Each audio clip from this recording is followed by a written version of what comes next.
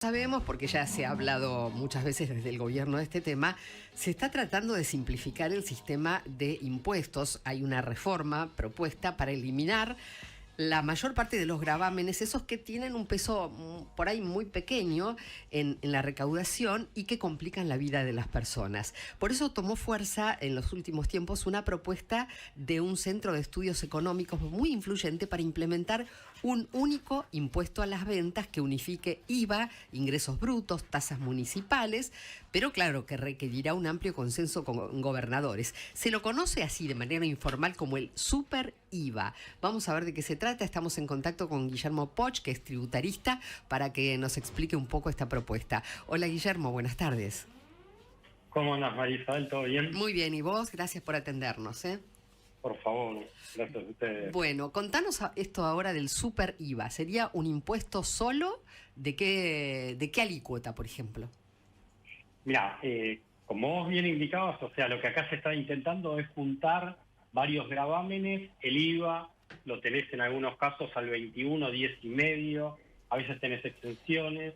Después tenés ingresos brutos que puede ir del 1,5% al 5%, en algunos casos las billeteras electrónicas al 9%, y las tasas municipales rondan el 1%.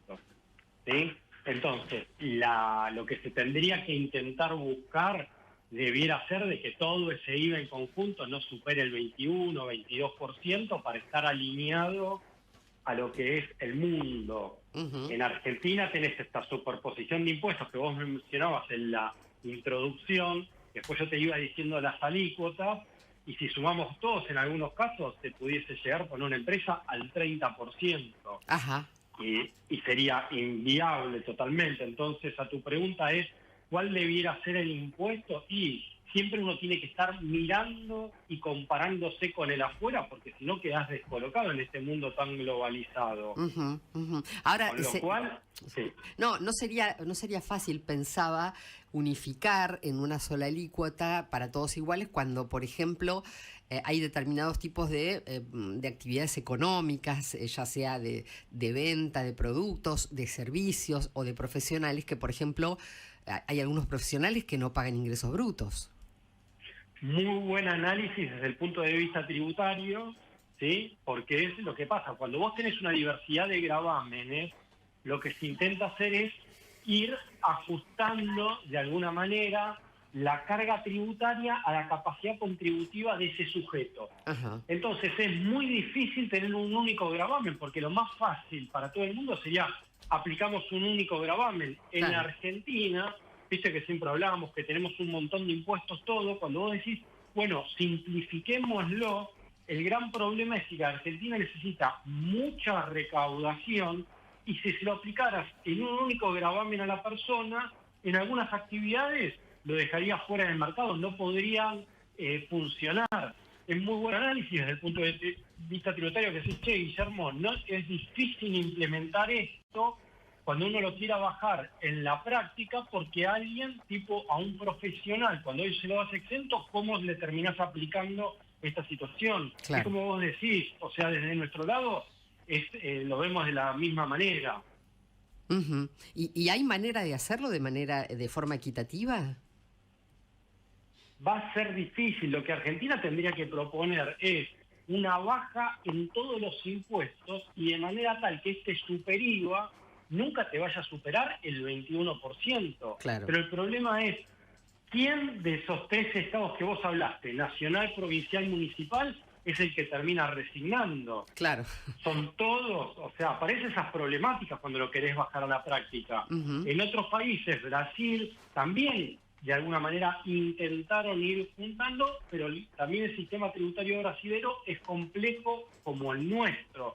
Entonces, para mí se podría llegar a implementar, pero van a tener que hacerse cambio de fondo, que tal vez lo que tendría que pensarse a veces es, bueno, se desarma la ley de coparticipación federal y aparece un impuesto al valor agregado nacional y un impuesto a valor agregado provincial, que hay que hacer una reforma, estructural importante, y claro, llevaría tiempo. Uh-huh. Claro, porque además habría que determinar quién es el que recauda, si la nación recauda y después reparte, porque hasta ahora, por ejemplo, los impuestos municipales, cada municipio los cobra, o sea, no dependen de la recaudación de la nación. Totalmente, y fíjate algo que vos recién estabas haciendo mención, que es cobrarlo y repartirlo. Argentina, de hecho, la dirigencia política debe desde el 96 una ley de coparticipación federal ayornada a la reforma que existió en el 94, nunca se sancionó esa norma, pero lo que debiera hacerse tal vez es aplicarse el IVA a nivel nacional y no cobrarse el impuesto sobre los ingresos brutos a nivel provincial. Pero lo que pasa es que los estados provinciales necesitan más fondos porque son más grandes de lo que recibe vía coparticipación. Entonces ahí es donde se genera el problema. Argentina tiene un problema entre la plata que termina recaudando y la plata que termina erogando como nivel de Estado. Guillermo, ¿qué pasó con el impuesto país? ¿Desapareció por completo ya?